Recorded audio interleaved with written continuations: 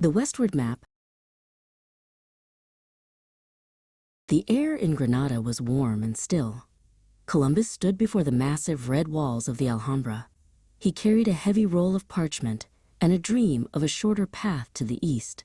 After years of waiting, he finally had his chance. Inside, the palace was a maze of light and shadow. His boots clicked rhythmically on the polished marble floors. He reached the heavy, carved doors of the grand throne room. This was the moment he had planned for his entire life. King Ferdinand and Queen Isabella sat upon their high, ornate thrones.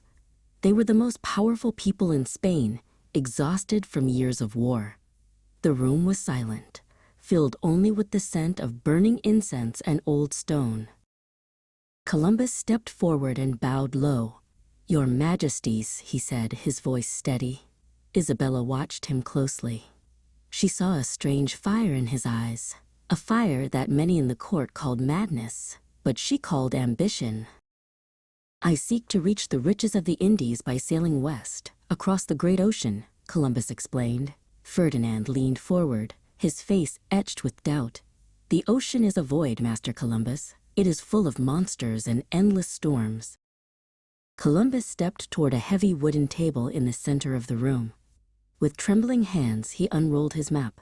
It was stained with salt and yellowed by years of study. It showed a world that many did not believe existed. Isabella rose from her throne and walked to the table. She traced the lines of the unknown sea with her finger. "You believe there is a path where others see only an ending?" she asked softly. Columbus nodded, his heart racing. Ferdinand joined her at the table. He looked at the map, then at the man who had brought it. "The cost is high, and the risk to our ships is even higher," the king muttered, though he could not pull his eyes away from the drawings. The monarchs whispered to one another for a long time.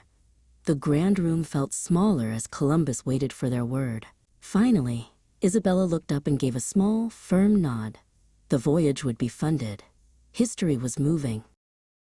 Columbus walked out of the palace and into the bright sunlight. The map was tucked securely under his arm.